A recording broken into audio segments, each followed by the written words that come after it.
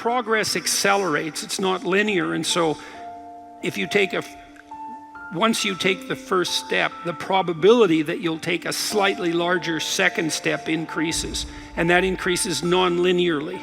And so once you get the ball rolling, so to speak, once you start pushing the rock uphill, you can do it faster and faster. And so even if you have to start in a very humiliating manner, that doesn't mean that's where you'll end. One of the things that Tammy and I learned to do, and this was a consequence of me being trained as a behavior therapist, is, we'll just take an example that maybe I was trying to learn how to compliment her when she dressed nicely. And maybe the fact that I wasn't good at that was manifest in the fact that she'd put some effort into her dress, and then I wouldn't respond in the appropriate manner, and that would dishearten her. And I don't particularly remember that exactly happening, but it'll be a perfectly reasonable example. And so then she would be displeased. And then the question would be, well, is she displeased because I'm too stupid to offer a proper compliment, or is she displeased because she's so needy and lacking confidence that she needs a compliment that would go beyond the ordinary? And the answer is, what the hell do we know? Could be one or the other or both. And so what's a possible solution to that? And one possible solution would be, okay, if you do put some effort into your appearance, or I do, we could reverse the situation, but if you put some effort into your appearance and you would like to hear from me exactly the words that would reward you for doing that and provide you with the confidence to attempt it again in the future, what would those words be? You look good without a beard, dear. Thank you. You're welcome. Yeah. Very funny. Very funny.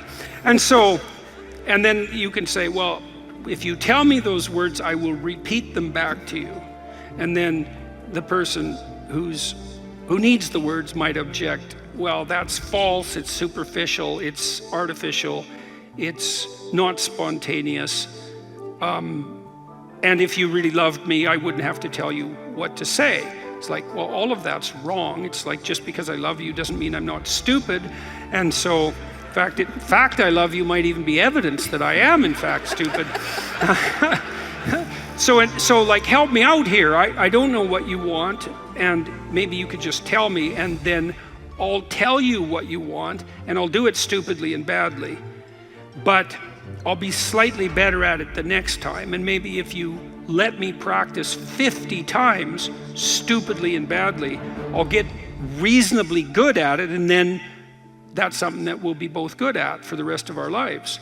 And that's something worth knowing. If you imagine you're upset with your partner because they haven't delivered something to you, whatever it is that you want, and then there's two questions that arises, right? Are you just like immature and greedy and self-centered, or are they useless and incapable of delivering? And neither of you know, and you have to sort that out. And then you also, as the injured party, let's say, might regard it as a moral necessity on your part to indicate to your partner exactly what you want, just to tell them. Like, it looks to me like if you did this or said this, then that would satisfy me. And then you might say, well, is that reasonable? Do you feel that it would be reasonable for you to offer that? Would you be willing to offer that? Am I pushing you too far? Those are all things that have to be sorted out. And then you can practice that, and you can practice that with the resolution of every dispute that emerges. If you're willing to take to yourself the responsibility of communicating to your partner your conditions for satisfaction, it means you have to admit them to yourself too, which is also very difficult.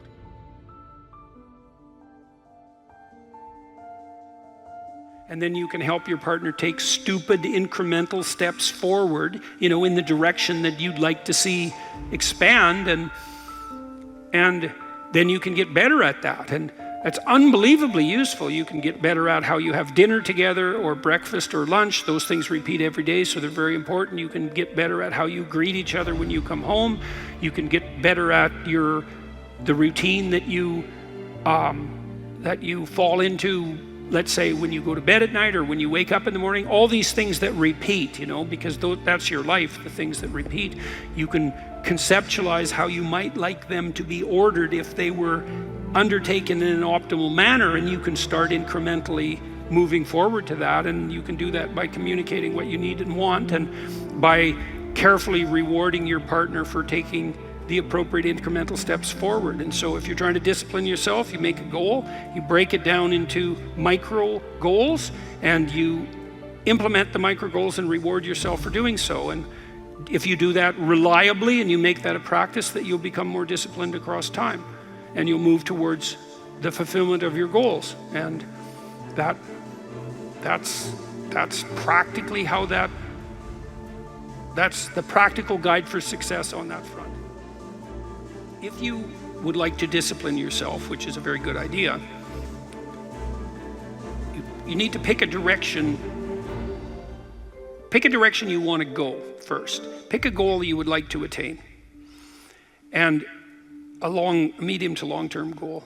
You might imagine something you need and want, some attainment that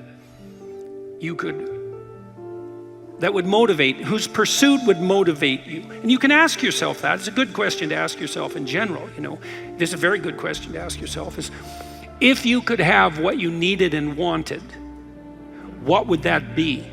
And that's a meditative question. You don't want to force an answer out of yourself. You want to ask yourself that like you would ask someone else. If I could have what I wanted, what would that look like? And you can ask yourself that in a more differentiated way. If I could have the relationship that I needed and wanted, if I could have the friendships, if I could have the job or career, if I could have the educational pathway, if I could adopt civic responsibility in an optimized manner, if I could engage in some creative enterprise,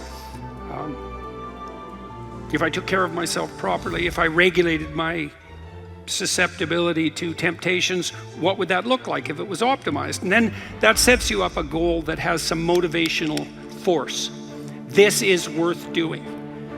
And then you might find, well, you don't do it anyways. And then I would say, well, that's because you're biting off more than you can chew. The next goal is to take your goal and to fragment it into micro goals until you find a micro goal that's small enough that it still presents some challenge that you will do. You set yourself a goal, ask yourself what goal you want to set, and then break the goal down into steps that are small enough so that even someone as pathetic as you could manage them. And that requires a tremendous humility. I know it was frequently the case, for example, with my clients, that I would do an analysis of their situation in life, and let's say, just for the sake of argument, that someone was 30, living at home in the bedroom they grew up in high school, in a complete bloody state of disorder, both moral and practical. And one of the relatively simple steps that we might agree upon with regards to moving forward is, the person might think, well, I'm 30, I'm really immature, I haven't taken any responsibility for my life, my mother still makes my bed and cleans up after me. It's like, well, why don't you just start with that? Because you're not going to just fix your life. Why don't you just try to clean up your room like you're a mature 14-year-old instead of a dreadfully dismal 30-year-old. And so, first of all, it's really hard for someone, even if they're desperate, to admit that that's necessary, right? Because it's so bloody humiliating. Really, I'm so damn useless that my basic goal is going to be to clean up my bedroom. It's like, well, looks like it.